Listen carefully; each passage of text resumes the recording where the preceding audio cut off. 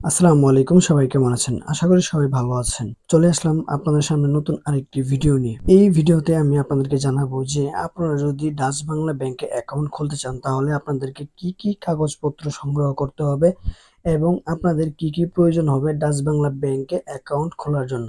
So দেখতে থাকুন সম্পূর্ণ ভিডিওটি। আশা করি আপনারা বুঝতে পারবেন যে আপনারা যদি ডাচ বাংলা ব্যাংকে অ্যাকাউন্ট খুলতে চান তাহলে আপনাদেরকে কি কি কাগজপত্র লাগবে।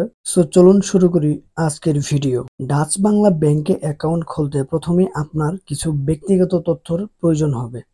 এখন আমাকে বলতে পারেন যে এই ব্যক্তিগত তথ্যগুলো কি? তাহলে আমি আপনাদেরকে বলবো, প্রথমে আপনার যেটা প্রয়োজন হবে সেটা হচ্ছে এক কপি পাসপোর্ট সাইজের রঙিন ছবি। অর্থাৎ আপনার যে ছবিটা আছে ওই যে ছবিটা যে কোনো দোকান থেকে এক কপি অথবা 2 কপি আপনি রঙিন ছবি বের করে নেবেন। তারপর যেটা প্রয়োজন হবে আপনার জাতীয় পরিচয়পত্র বা এনআইডি কার্ডের ফটোকপি। তারপর প্রয়োজন হবে ইউটিলিটি বিলের ফটোকপি, যেমন বিদ্যুৎ, পানি, গ্যাস ইত্যাদি সহ যেগুলা সরকারি প্রতিষ্ঠান রয়েছে ওই সরকারি প্রতিষ্ঠানের যে বিল রয়েছে ওই বিলের ফটোকপি। তারপর যেটা লাগবে সেটা হলো একজন নমিনি। নমিনির জন্য কি কি দিতে হবে? আপনি যাকে নমিনি হিসেবে রাখবেন তার এক কপি রঙিন ছবি দিতে হবে পাসপোর্ট সাইজের এবং নমিনির এনআইডি কার্ডের ফটোকপি। তারপর যেটা লাগবে সেটা হচ্ছে পরিচয় দানকারী, অর্থাৎ আপনি যে ব্যাংকে অ্যাকাউন্টটা খুলতেছেন ওই ব্যাংকে আপনার একজন পরিচয়কারীর প্রয়োজন হবে।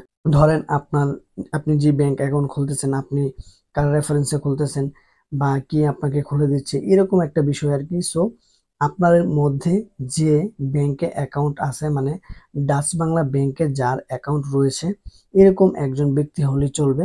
এটা যে কেউ হতে পারে আপনার মা বাবা, ভাই বোন অথবা আপনার যে কোনো আত্মীয় স্বজন অথবা বন্ধু বান্ধব, তাতে কোনো সমস্যা নেই। আপনার প্রয়োজন হবে একজন ব্যক্তির রেফারেন্স বা এমন একজন ব্যক্তির রেফারেন্সের প্রয়োজন যার ডাচ বাংলা ব্যাংকে অ্যাকাউন্ট আছে এবং তার কিন্তু পরিচয় দানকারী হিসেবে তার স্বাক্ষরও প্রয়োজন হবে। সো আপনি যাকে ওই পরিচয় দানকারী হিসেবে নেবেন তার স্বাক্ষরও কিন্তু আপনার আপনার প্রয়োজন হবে আপনার অ্যাকাউন্ট খোলার জন্য।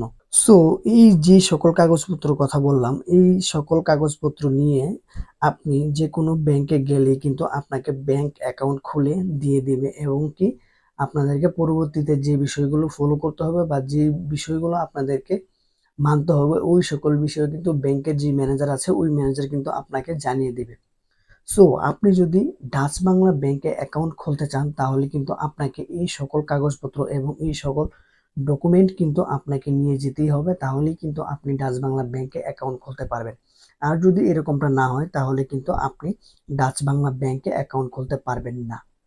আর আপনি যখন ব্যাংকে অ্যাকাউন্ট খুলবেন তখন আপনার অ্যাকাউন্টের ধরন হিসাবে আপনার যে কোনো একটা অ্যামাউন্ট ব্যাংকে ডিপোজিট করতে হবে। ধরুন আপনি যদি পার্সোনাল অ্যাকাউন্ট খোলেন তাহলে আপনাকে 500 টাকার মতো রাখতে হবে অ্যাকাউন্টে।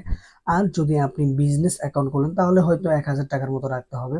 এইরকম ক্যাটাগরি বিবেচনা করে আপনাকে যে কোনো একটা অ্যামাউন্ট, যখন আপনি ব্যাংকে যে অ্যাকাউন্টটা খুলবেন ওই অ্যাকাউন্টে কিন্তু প্রথমেই টাকাটা জমা করতে হবে। সো এই ছিল মূলত আজকের ভিডিও। আশা করি আপনারা সবকিছু বুঝতেই পেরেছেন। তবুও যদি আপনাদের বুঝতে কোথাও কোনো অসুবিধা হয় তাহলে অবশ্যই আমাকে কমেন্ট বক্সে কমেন্ট করবেন। আমি আপনাদেরকে সহযোগিতা করব ইনশাল্লাহ। সো এই ছিল আজকের ভিডিও। আশা করি ভিডিওটি ভালো লেগেছে। যদি ভিডিওটি আপনাদের কাছে ভালো লেগে থাকে তাহলে অবশ্যই ভিডিওতে লাইক করে দিবেন। কমেন্টে আপনার মতামত জানাতে ভুলবেন না। দেখা হচ্ছে আপনাদের সাথে পরবর্তীতে নতুন কোনো ভিডিও নিয়ে। সেই পর্যন্ত আপনারা সবাই ভালো থাকবেন, সুস্থ থাকবেন। আসসালামু আলাইকুম।